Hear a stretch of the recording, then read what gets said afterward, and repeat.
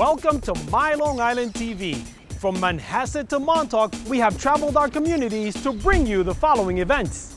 I'm your host, Waldo Cabrera. My Long Island TV starts now.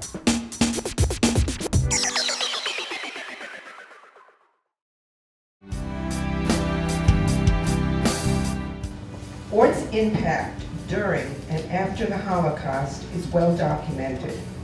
By the end of 1947, ORT had become a network of over 700 courses located in the DP camps of Europe, reaching almost 1/10 of the population. More than 50 trades were taught, and many here today will be glad to share their experiences with you. Today's a very special event. ORT partnered with the Holocaust Museum to mount an exhibit of our students, our ORT alumni, who have gone through our programs in schools from, as I looked at the exhibit, from the time of the Holocaust, before the Holocaust, after the Holocaust in our DP camps, and on through and up to today. There are 6 Abrahamson graduate students here that are in the exhibit. We hope by telling their story, people will understand the impact that ORT has had on the lives of all of our students. When I was in Los Angeles, I met an unbelievable gentleman. He is an ORT alum. He went through a program after the war called ANIAS, which trained engineers. That program gave him the basis to mount his own company.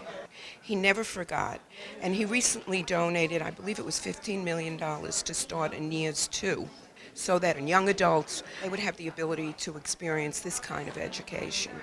And he chooses to remain anonymous. Me and my mom came to New York. I didn't know English. I didn't know what I will do, where I would work.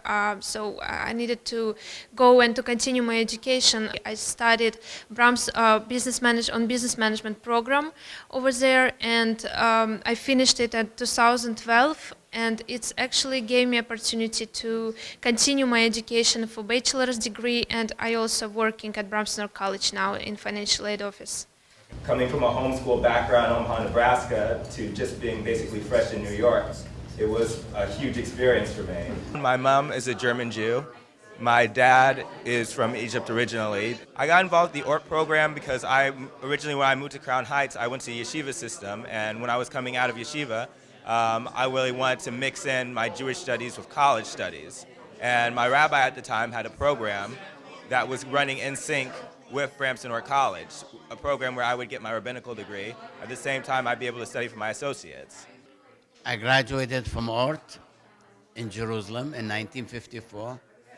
And then I worked for a short time and went to the armed forces.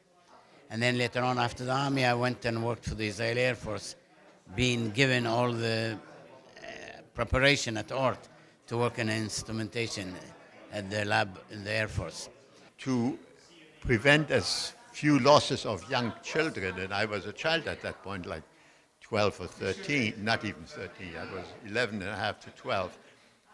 This man Oleski, who had run ORT schools, organized a workshop in the ghetto under the Nazi noses. And in this workshop, we worked with metal trades. You can see that here, and it was made out that we were working for the German army making stuff. So that's my connection to ORT. What happened, I finished 6th grade in Tehran, and I was very interested to learn about cars. And I find out that ORT is teaching the Jewish boys at technical school. It was a technical school, so I joined, and I went there for 3 years. And I'm glad I did, because I make my living now from that. And I'm proud that ORT did so much for me.